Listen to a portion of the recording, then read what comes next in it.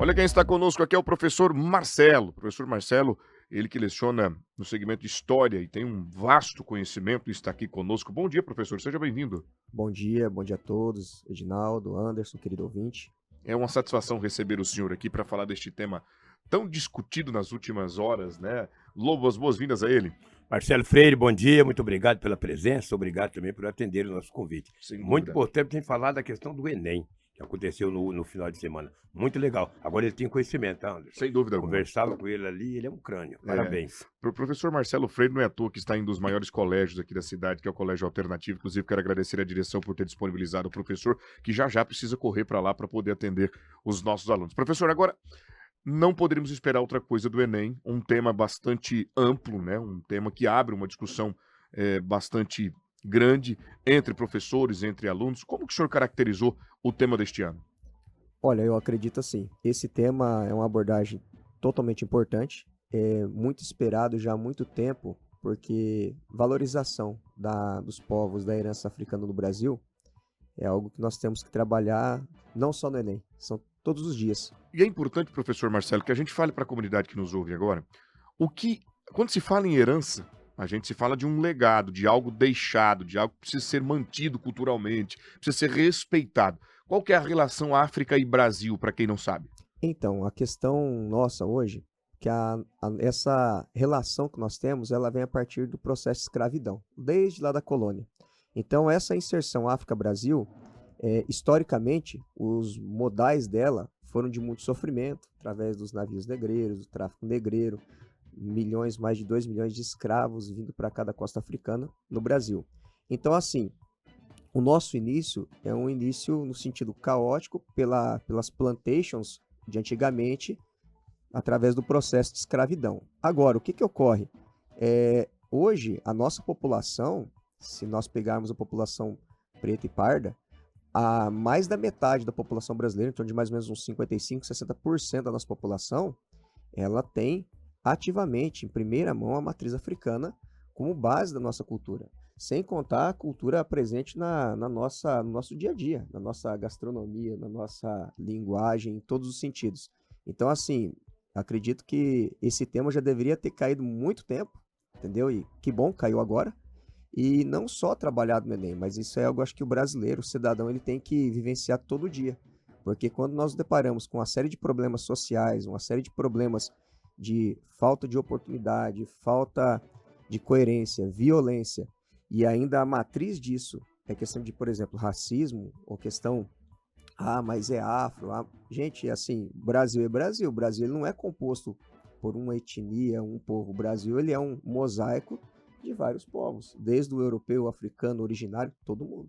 E vem depois da abolição, né, que a gente fala aqui do movimento político que visava acabar com esse comércio de pessoas da África para o Brasil, a gente percebe que depois que isso termina, que é abolido, que ficou a cultura, ficou a regionalidade, Sim, ficou as, sim. né, as características, permaneceu a linguística, permaneceu aí costumes. Isso precisa ser preservado, porque quando a gente fala da escravatura, a gente traz um momento delicado, um momento ruim naquela época, né, para Sim, o povo africano, na ocasião, mas isso foi combatido.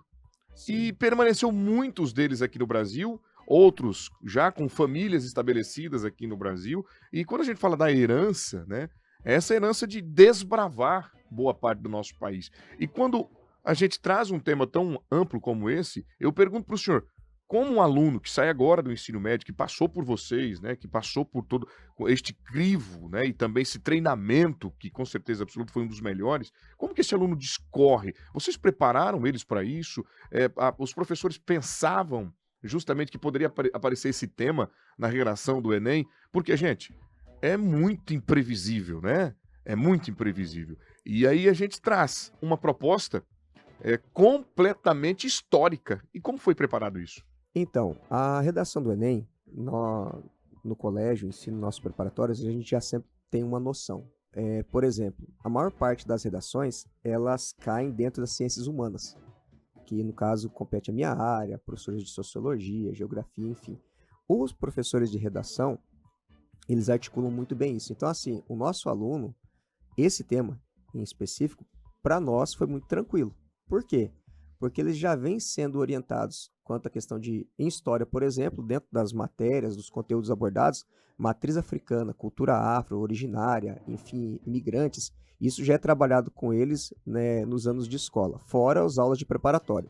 E as oficinas de redações, os professores já trabalham temas parecidos com esses, até mesmo muitas vezes igual, dentro desses conteúdos, para que o aluno ele consiga ali ter uma quantidade de repertório suficiente para ele poder fazer um texto. Eu conversando ontem com os nossos alunos que fizeram, os alunos que eu conversei pelo menos a prova, nenhum reclamou praticamente da Do redação. tema? Olha Não, que porque bacana, assim, rapaz. porque eles tinham conteúdo para eles escreverem, né? O que que é o problema? É quando você às vezes não consegue transmitir, Discorrer, né? discorrer. Então assim, No todos eles assunto. na verdade falaram assim, ó, eu tinha muito repertório para colocar. Às vezes Que o legal, maior rapaz. cuidado era a quantidade de repertório para não ser muito excessivo. Então assim, mas o que falar foi bem sossegado, Que bem tranquilo. bacana. Parabéns, professor Marcelo Freire e todos os profissionais do colégio que orientaram a nossa comunidade, os nossos alunos, né? Que eu tenho certeza absoluta, muitos deles de Sinop com nota máxima na redação. E assim que tiveram o resultado, acho que sai em fevereiro, né? O resultado sai geralmente aqui entre o mês de janeiro para fevereiro, Fevereiro. o da redação, né? Assim, as notas, enfim, o oficial do Enem. O E gabarito já foi o divulgado. gabarito agora, nas próximas semanas, o INEP ele já disponibiliza. Aí o aluno geralmente ele tem uma noção, uma lógica ali. Basicamente, a gente Isso. aguarda dos nossos tenhamos bastante aí com nota máxima, né, Lobo? Para trazer aqui no rádio para bater um papo e falar da nossa educação, sobretudo a educação de Sinop. Ah, sem dúvida alguma. Anderson, foi uma surpresa a redação aí do Enem com esse tema. Foi uma surpresa, sim. Agora, Sinop, o senhor disse, pelo menos no colégio qual o senhor trabalha, vocês prepararam, os senhores professores prepararam esses alunos. Só acredito que a nível de Brasil foi a mesma coisa ou alguns estados brasileiros encontrou algumas dificuldades nesse tema? Olha, Ou é muito complicado fazer eu essa acredito assim. projeção? Não, eu acredito assim. No sentido de educação, esse tema, o brasileiro em si, ele tem que estar preparado. Né? Os professores, as escolas, em si, Tanto pública quanto privada? assim, principalmente nesse sentido, tanto público quanto privado, porque é falar da gente. Nós não É a nossa estamos, história, nós né? não estamos falando de um tema segregado, um tema à parte. Nós estamos falando da nossa identidade.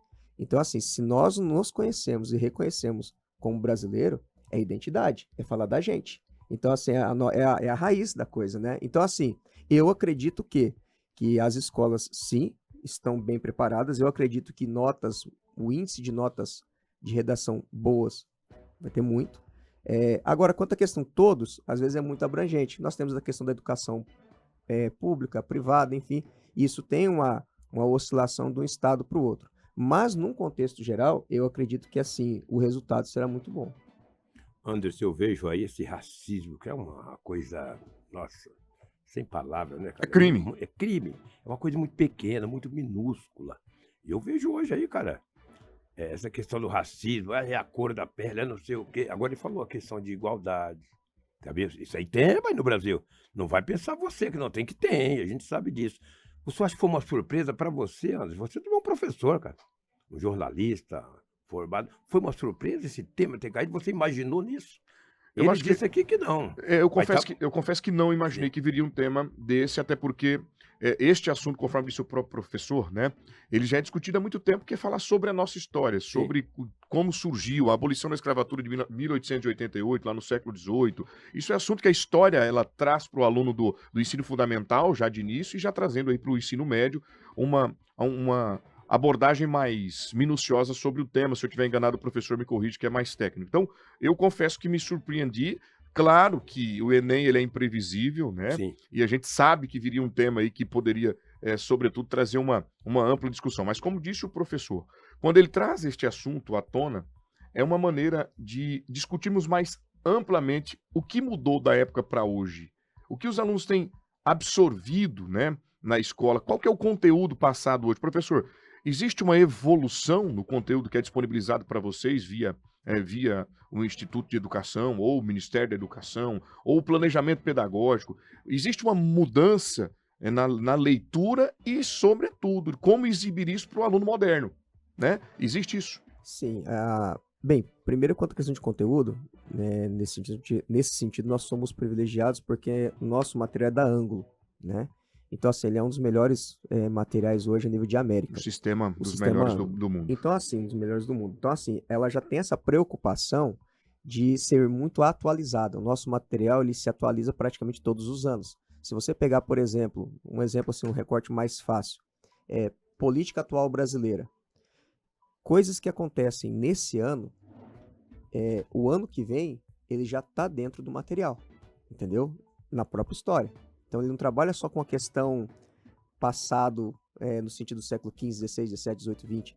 Não, ele trabalha também a matriz atual. Com uma linguagem mais Isso. atual. E aí a questão do próprio conteúdo, ele evolui. Até porque a história, lá atrás, ela era uma história que era contado por uma determinada oligarquia, grupo de pessoas que estavam no poder, um jeito de se contar a história, que nós chamamos de uma história mais um sentido positivista, determinista.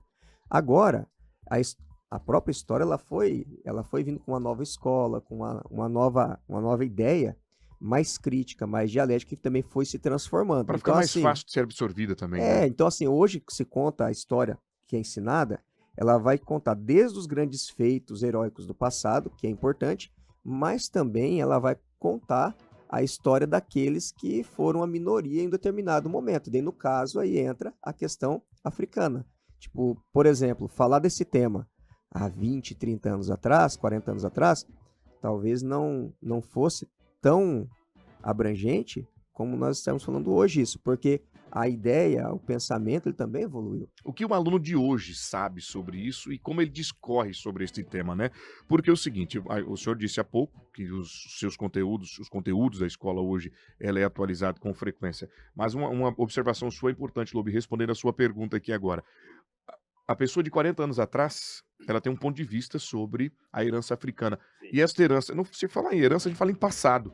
Porque existem muitos descendentes africanos no Brasil que precisam ser respeitados. Sim. Quando eu falo em herança, é um gatilho para a redação, né? Desafios da valorização e da herança. O que eu penso?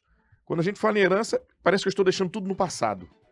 Então, o que eu imagino, o que eu tenho como base, o que eu tenho como ponto de vista da cultura africana no Brasil, eu discorreria dessa maneira hoje, se fosse iniciar a minha redação, falando dos costumes, falando da religiosidade, falando do cuidado que eles têm em preservar, né,